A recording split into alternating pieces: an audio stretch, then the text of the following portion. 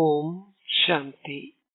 ஜனவரி 27, 2026. காலை முரளி பாப் தாதா, மதுபன். இனிமையான குழந்தைகளே, ஒவ்வொரு அடியிலும் ஸ்ரீமத்தை பின்பற்றுங்கள். இல்லாது விட்டால் மாயை உங்களை கடனாளி ஆக்கிவிடுவாள். உங்களின் கண்கள் உங்களை பெருமளவில் ஏமாற்றுகின்றன. எனவே அவற்றை குறித்து மிகவும் எச்சரிக்கையாக இருங்கள். கேள்வி: எந்த குழந்தைகள் மாயையால் பாவ செயல்கள் செய்ய வைக்கப்படுகின்றனர்? எந்த குழந்தைகள் யக்ஞத்தில் தடைகளாக உள்ளனர்? பதில்: சுய அகங்காரம் கொண்டிருக்கின்ற குழந்தைகள் மாயையால் பல பாவ செயல்கள் செய்ய வைக்கப்படுகின்றனர். அத்தகைய அகங்காரத்தை கொண்டிருப்பவர்கள் முரளியை கற்க வேணும் மாட்டார்கள். அவர்களை அத்தகைய தவறுகள் செய்ய வைப்பதன் மூலம் மாயை அவர்களை அறைந்து 1% பெறுமதி அற்றவர்கள் ஆக்குகின்றாள்.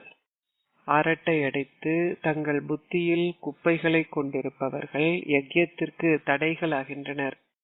அவை மிகவும் தீய பழக்கங்கள். ஓம் சாந்தி.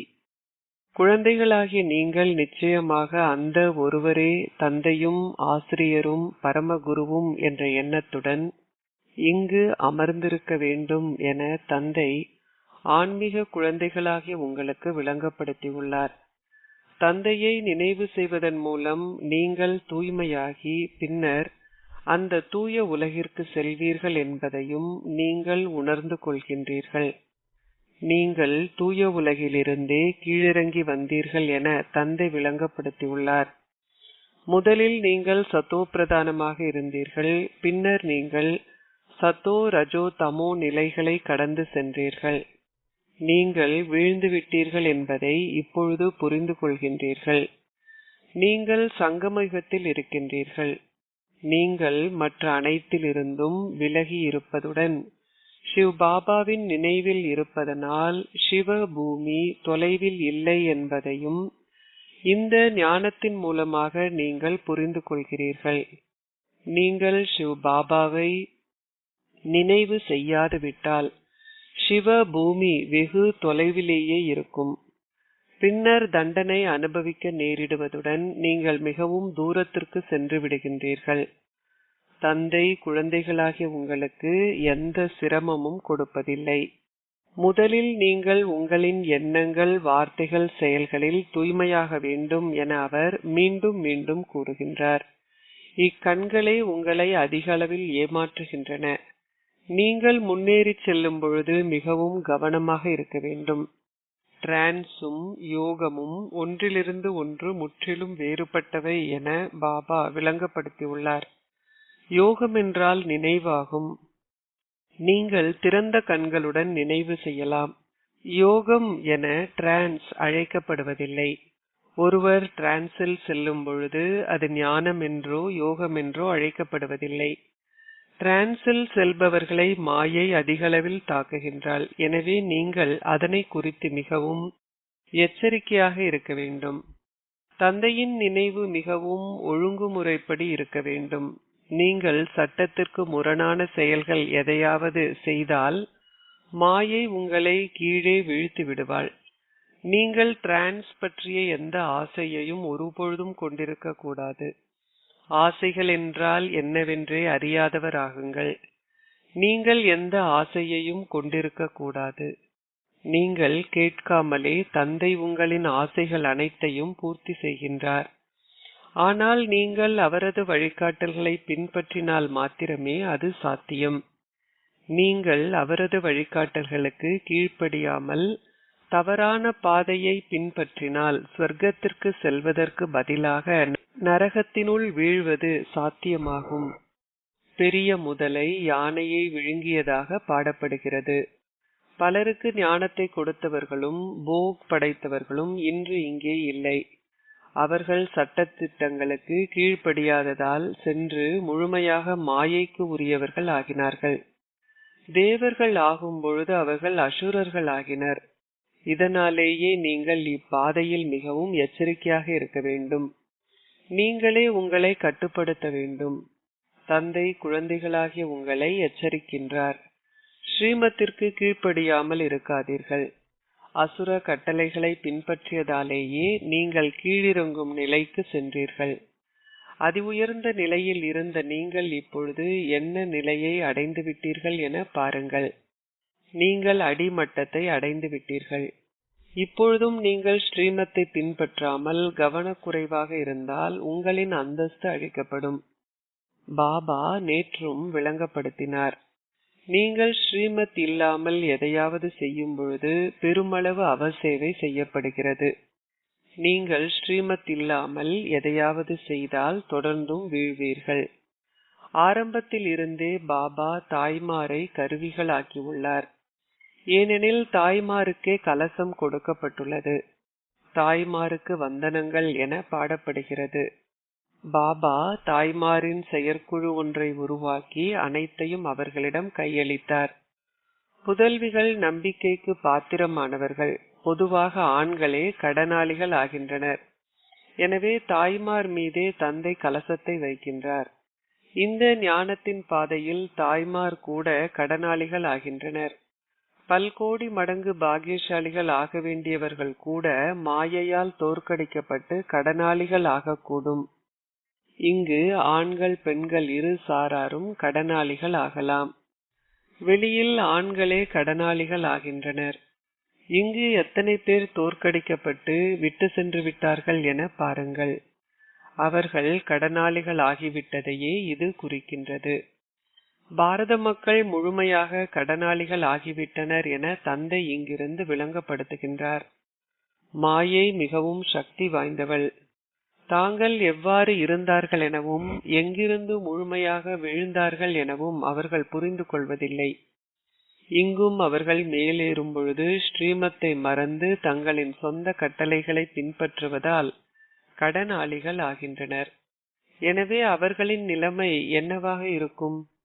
வெளியில் அவர்கள் கடனாளாகி பின்னர் 5 அல்லது 7 வருடங்களின் பின்னர் மீண்டும் செயற்பட ஆரம்பிக்கின்றனர். இங்கு அவர்கள் 84 பிறவிகளுக்கு கடனாளிகள் ஆகுவதால் அவர்களால் உயர்ந்ததோர் அந்தஸ்தை பெற முடியாது. அவர்கள் தொடர்ந்தும் கடனாளிகள் ஆகின்றனர். மகாரதிகள் பலரும் பலரையும் ஈடேற்றினர். எனினும் அவர்களே இன்று இங்கே இல்லை. அவர்கள் கடனாளிகள் ஆகிவிட்டனர்.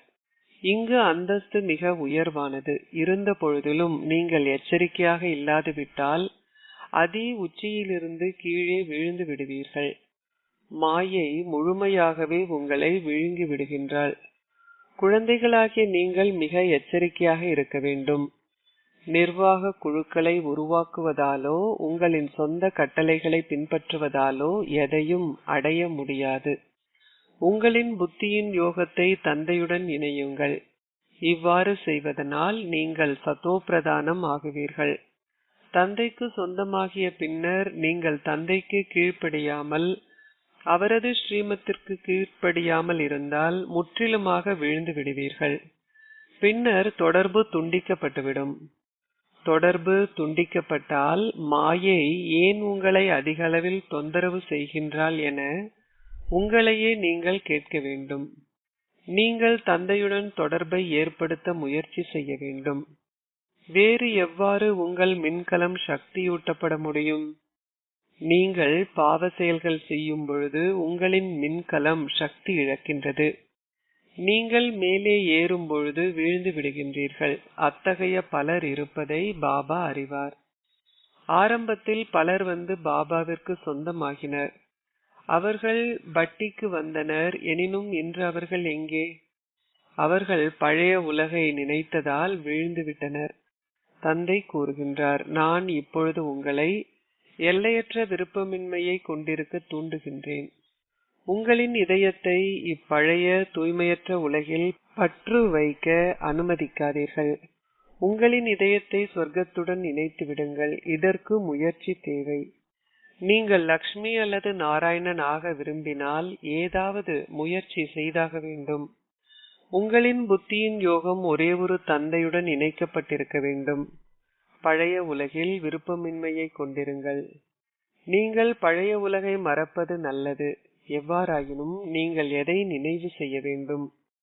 அமைதி தாமத்தையும் சந்தோஷ தாமத்தையும் ஆகும். நடக்கும் பொழுதும் அமர்ந்திருக்கும் பொழுதும் உலாவி திரியும் பொழுதும் இயன்றவரை தந்தையை நினைவு செய்யுங்கள். எல்லையற்ற சந்தோஷம் நிறைந்த சொர்க்கத்தை நினைவு செய்யுங்கள். இது மிக இலகுவானது. நீங்கள் இந்த இரு அறிவுறுத்தல்களையும் மீறி எதிர் திசையில் செல்வீர்களாயின் உங்கள் அந்தஸ்து அழிக்கப்படும். நீங்கள் ஒரு சாதாரண மனிதரிலிருந்து நாராயணன் ஆகுவதற்கு இங்கு வந்திருக்கின்றீர்கள்.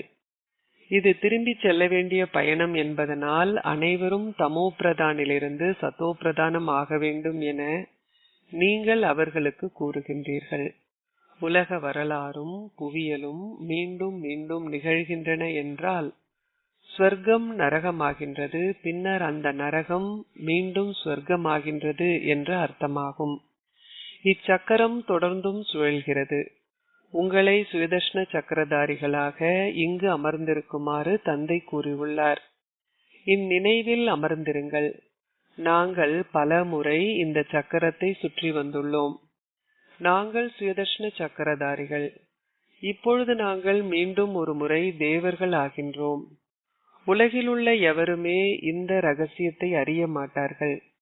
தேவர்கள் இந்த ஞானத்தை கேட்க மாட்டார்கள், ஏனெனில் அவர்கள் ஏற்கனவே தூய்மையாக உள்ளனர்.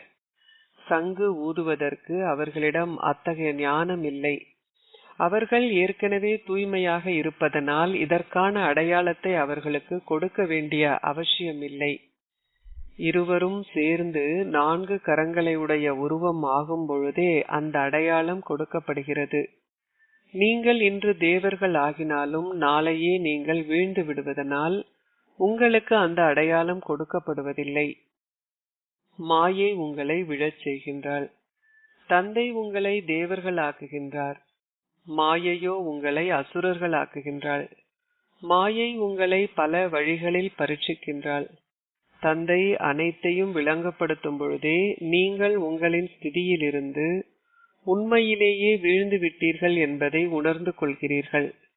ஆதரவற்ற அப்பாவி ஆத்மாக்கள் பலர் சிவ் பாபாவின் பொக்கிஷ களஞ்சியத்தில் தாங்கள் பெற்றது அனைத்தையும் சேமித்து வைத்தனர். அவ்வாறு இருந்தும் கூட அவர்கள் சில சமயங்களில் மாயையால் தோற்கடிக்கப்படுகின்றனர். நீங்கள் ஒருமுறை சிவ் பாபாவிற்கு சொந்தமாகிவிட்டால் ஏன் அவரை மறக்கின்றீர்கள்? நினைவு யாத்திரையே இதில் பிரதான விஷயம். யோகம் செய்வதால் மாத்திரமே நீங்கள் தூய்மையாக முடியும். இந்த ஞானத்துடன் கூடவே தூய்மையும் தேவைப்படுகிறது. நீங்கள் அழைத்தீர்கள், பாபா வந்து எங்களை தூய்மையாக்குங்கள், அப்பொழுதே நாங்கள் ஸ்வர்க்கத்திற்கு செல்ல முடியும். நீங்கள் தூய்மையாகி உயர்ந்ததோர் அந்தஸ்தை பெறுவதற்கே நினைவு யாத்திரை உள்ளது. இங்கிருந்து விலகி சென்றவர்களும் சிறிதளவு ஞானத்தை கேட்டிருப்பதனால் நிச்சயமாக சிவபூமிக்கு செல்வார்கள். அவர்களின் அந்தஸ்து எதுவாகவும் இருக்கலாம், ஆனால் அவர்கள் நிச்சயமாக வருவார்கள். அவர்கள் தந்தையை ஒரு முறையே நினைவு செய்திருந்தாலும் கூட சொர்க்கத்திற்கு செல்வார்கள். ஆனால் அவர்கள் உயர்ந்த அந்தஸ்தை பெறமாட்டார்கள். ஸ்வர்க்கம் என்ற பெயரை கேட்டு வெறுமனே சந்தோஷப்படாதீர்கள். நீங்கள் தோல்வி அடைந்த பின்னர் சில சதங்கள் பெறுமதியான அந்தஸ்தை பெறுவதில் சந்தோஷம் அடையக்கூடாது. அது சொர்க்கமாக இருந்தாலும் அந்தஸ்தில் பல்வேறு மட்டங்கள் உள்ளன. நீங்கள் ஒரு வேலைக்காரர் அல்லது சுத்தம் செய்பவர் என்ற உணர்வு இருக்கவே செய்யும். இறுதியில் நீங்கள் எவ்வாறு ஆகுவீர்கள் என்ற காட்சியை பெறுவீர்கள். நான் இந்த நிலைமையை அடைவதற்கு என்ன பாவங்கள் செய்தேன்? நான் ஏன் ஒரு சக்கரவர்த்தினி ஆகவில்லை? நீங்கள் முன்னேறி செல்லும் பொழுது ஒவ்வொரு அடியிலும் எச்சரிக்கையாக இருப்பதன் மூலம் பல் கோடீஸ்வரர் ஆகலாம். நீங்கள் எச்சரிக்கையாக இல்லாது விட்டால் உங்களால் பல் கோடீஸ்வரர் ஆக முடியாது. ஆலயங்களில் தேவர்கள் தாமரை சின்னத்துடன் காண்பிக்கப்பட்டுள்ளனர். வேறுபாட்டை நீங்கள் புரிந்து கொள்ள முடியும். அந்தஸ்தில் அதிக வேறுபாடு உள்ளது. இப்பொழுதும் கூட அந்தஸ்தில் எத்தனை மட்டங்கள் உள்ளன என பாருங்கள். அவர்களிடம் பெருமளவு பகட்டு காணப்படுகிறது. அவை அனைத்தும் தற்காலிக சந்தோஷமே. தந்தை கூறுகின்றார், நீங்கள் உயர்ந்ததோர் அந்தஸ்தை பெறுவதற்காக உங்கள் கைகளை உயர்த்துகின்றீர்கள். எனவே நிச்சயமாக அதற்காக முயற்சி செய்யப்பட வேண்டும். தங்களின் கைகளை உயர்த்திய சிலர் கூட இப்பொழுது இங்கு இல்லை. பின்னர் மற்றவர்கள் கேட்கின்றனர், இவர்களா தேவர்களாக போகின்றார்கள்? முயற்சி செய்கையில் அவர்களின் கதை முடிந்து விட்டது. உங்களின் கையை உயர்த்துவதும் பலருக்கு விளங்கப்படுத்துவதும் இலகுவானது. எவ்வாறாயினும் மற்றவர்களுக்கு விளங்கப்படுத்தும் பொழுது சில மகாரத்திகளும் கூட காணாமல் போய்விடுகின்றனர்.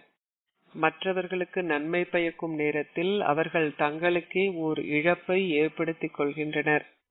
இதனாலேயே தந்தை கூறுகின்றார், மிகவும் எச்சரிக்கையாக இருங்கள். அகநோக்கு உடையவராகி தந்தையை நினைவு செய்யுங்கள். எவ்வாறு? பாபா எங்களின் தந்தையும் எங்களின் ஆசிரியரும் எங்களின் குருவும் ஆவார். நாங்கள் எங்களின் இனிய வீட்டிற்கு செல்கின்றோம். உங்களுக்குள் இந்த ஞானம் முழுவதும் இருக்க வேண்டும். தந்தையிடம் இந்த ஞானம் யோகம் இரண்டும் உள்ளன. நீங்களும் இந்த இரண்டையும் கொண்டிருக்க வேண்டும். சிவ் பாபாவே உங்களுக்கு கற்பிக்கின்றார் என்பதை நீங்கள் அறிவீர்கள். எனவே அது ஞானமும் அத்துடன் நினைவும் ஆகும். இந்த ஞானம் யோகம் இரண்டும் ஒன்றாக இருக்க வேண்டும். நீங்கள் இந்த ஞானத்தை மறந்து சிவ் பாபாவின் நினைவில் மாத்திரம் இருக்க வேண்டும் என நினைக்காதீர்கள். தந்தை உங்களுக்கு யோகம் கற்பிக்கும் போது அவர் இந்த ஞானத்தை மறக்கின்றாரா? இந்த ஞானம் முழுவதும் அவரில் உள்ளது. குழந்தைகளாகிய உங்களிடம் இந்த ஞானம் இருக்க வேண்டும். நீங்கள் அதை கற்க வேண்டும். நான் என்ன செயல்களை செய்தாலும் என்னை பார்ப்பவர்களும் அதையே செய்வார்கள். நான் முரளியை கற்காது விட்டால் மற்றவர்களும் அதை கற்க மாட்டார்கள். நான் சீரழிவிற்கு சென்றால் மற்றவர்களும் அதையே செய்வதனால் மற்றவர்களை விழச் செய்வதில் நான் ஒரு கருவி ஆகின்றேன். பல குழந்தைகள் முரளியை கற்காமல் பொய்யான அகங்காரத்தை கொண்டுள்ளனர். மாயை விரைவாக அவர்களை தாக்குகின்றாள். ஒவ்வொரு அடியிலும் ஸ்ரீமத் அவசியம். இல்லாது விட்டால் ஏதோ ஒரு பாவ செயல் செய்யப்படுகிறது. பல குழந்தைகள் பல தவறுகளை செய்கின்றார்கள். பின்னர் அனைத்துமே அழிக்கப்படுகின்றன.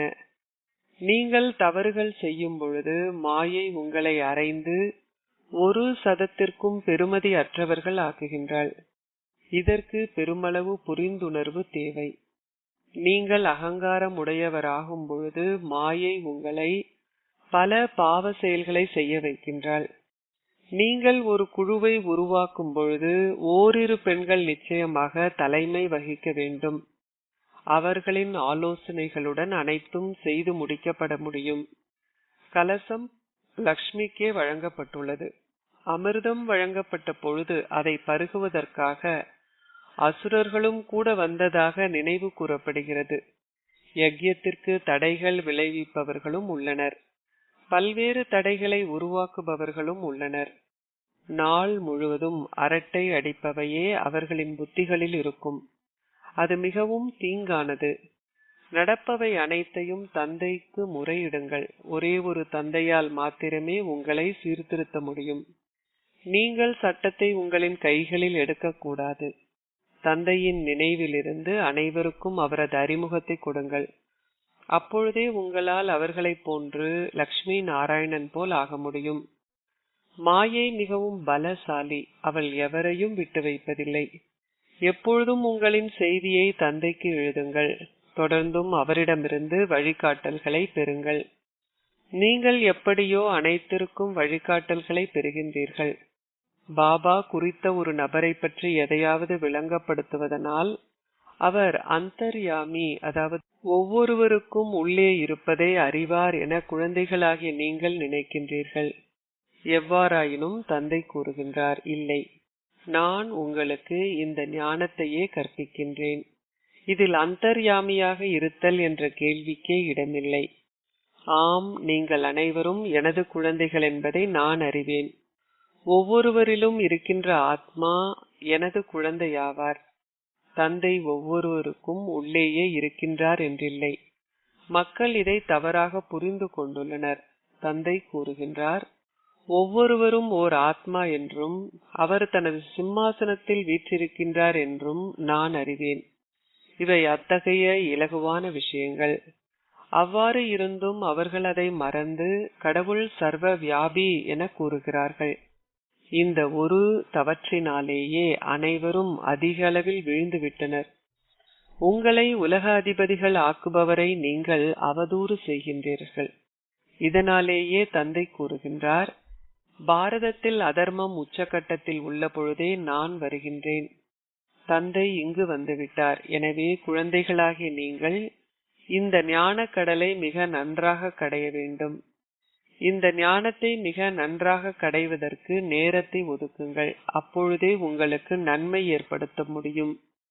இதில் பணம் என்ற கேள்வி இல்லை. எவரும் பட்டினியால் இறந்து விட மாட்டார்கள். நீங்கள் ஒவ்வொருவரும் தந்தையிடமிருந்து சேமிப்பதற்கு ஏற்ப உங்களின் பாக்கியத்தை உருவாக்குகின்றீர்கள். இந்த ஞானத்திற்கும் பக்திக்கும் பின்னர் விருப்பமின்மை என தந்தை விளங்கப்படுத்தி உள்ளார். விருப்பமின்மை என்றால் அனைத்தையும் மறப்பதாகும். நீங்கள் விலகி இருக்க வேண்டும். ஆத்மாவாகிய நான் இந்த ஷரீரத்தை விட்டு நீங்குகின்றேன். அச்சா, இனிமையிலும் இனிமையான அன்பிற்குரிய எப்பொழுதோ காணாமல் சென்று இப்பொழுது கண்டெடுக்கப்பட்டிருக்கும் குழந்தைகளுக்கு உங்கள் தந்தை தாயாக இருக்கும் பாப் தாதாவின் அன்பும் நினைவுகளும் காலை வந்தனங்களும். ஆன்மீக தந்தை ஆன்மீக குழந்தைகளுக்கு நமஸ்தே கூறுகின்றார். ஆன்மீக குழந்தைகள் ஆன்மீக தந்தைக்கு நமஸ்தே கூறுகின்றோம். தாரணைக்குரிய சாரம் 1. உங்களை நீங்கள் மிகவும் கட்டுப்படுத்தி வைத்திருக்க வேண்டும். ஸ்ரீமத்தை பின்பற்றுவதில் ஒரு பொழுதும் கவனக்குறைவாக இருக்காதீர்கள். மிக மிக எச்சரிக்கையாக இருங்கள். ஒரு பொழுதும் எந்த சட்டத்தையும் மீறாதீர்கள். 2. அகநோக்கு உடையவராகி உங்களின் புத்தியை ஒரே ஒரு தந்தையுடன் இணையுங்கள். தூய்மையற்ற இப்பழைய உலகில் எல்லையற்ற விருப்பமின்மையை கொண்டிருங்கள். நீங்கள் செய்கின்ற செயல்களை பார்த்து மற்றவர்களும் அதையே செய்வார்கள் என்பதை உங்களின் புத்தியில் வைத்திருங்கள். ஆசீர்வாதம். நீங்கள் ஒவ்வொரு நாளும் இந்த ஞான கருத்துக்களை மீட்டல் செய்வதனால் தீர்வுகளின் சுரூபங்களாகவும் துன்பத்திலிருந்து விடுபட்டிருக்கின்ற இடத்தின் சக்கரவர்த்திகளாகவும் ஆகுவீர்களாக. ஒவ்வொரு நாளும் உங்கள் நாட்குறிப்பேட்டிலும் உங்கள் புத்தியிலும் உள்ள இந்த ஞான கருத்துக்களை மீட்டல் செய்து அவற்றை உங்கள் நடைமுறை அனுபவமாக ஆக்குங்கள். அப்பொழுது உங்களால் எவ்வகையான பிரச்சனைக்கும் இலகுவில் தீர்வை காண முடியும். என்றுமே வீணான எண்ணங்கள் என்னும் சுத்தியலால் பிரச்சனைகள் என்னும் பாறையை உடைப்பதற்கு முயற்சிப்பதில் உங்கள் நேரத்தை வீணாக்காதீர்கள். நாடகம் என்னும் வார்த்தையின் விழிப்புணர்வு மூலம் உயரே பாய்ந்து முன்னேறி செல்லுங்கள். இப்பழைய சமஸ்காரங்கள் பின்னர் உங்கள் வேலையாட்களாகும். ஆனால் நீங்கள் முதலில் உங்களுடைய சிம்மாசனத்தில் வீற்றிருக்கின்ற ஓர் சக்கரவர்த்தி ஆக வேண்டும். ஸ்லோகம். அனைவருக்கும் மரியாதையை கொடுப்பதே மரியாதையை பெறுவதாகும். அவ்யக்த இஷாரா. இந்த அவ்யக்த மாதத்தில் பந்தனத்திலிருந்து விடுபட்டு இருந்து ஜீவன் முக்தி ஸ்திதியை அனுபவம் செய்யுங்கள். பந்தன வாழ்வை அனுபவம் செய்வதனால் மட்டுமே நீங்கள் ஜீவன் முக்தியை அனுபவம் செய்ய முடியும். ஆகவே சத்யுகத்தில் பந்தன வாழ்வு என்னும் கேள்வியே இல்லை. அங்கே நீங்கள் உங்களுடைய வெகுமதியின் நிலையில் மட்டுமே இருப்பீர்கள். இப்பொழுது நீங்கள் அனுபவம் செய்கின்ற முக்தி தாமத்தின் முக்தியை உங்களால் அனுபவம் செய்ய இயலாதிருக்கும். ஆகவே இந்த சங்கம யுகத்திலேயே முக்தியையும் ஜீவன் முக்தியையும் உங்களால் அனுபவம் செய்ய முடியும். இப்பொழுது உங்கள் ஆஸ்திக்கான உரிமையை நீங்கள் பெற்றுக்கொண்டு விட்டதனால் இப்பொழுது அதனை உங்கள் வாழ்வில் கிரகித்து அதன் மூலம் நன்மையை பெறுங்கள். ஓம் சாந்தி.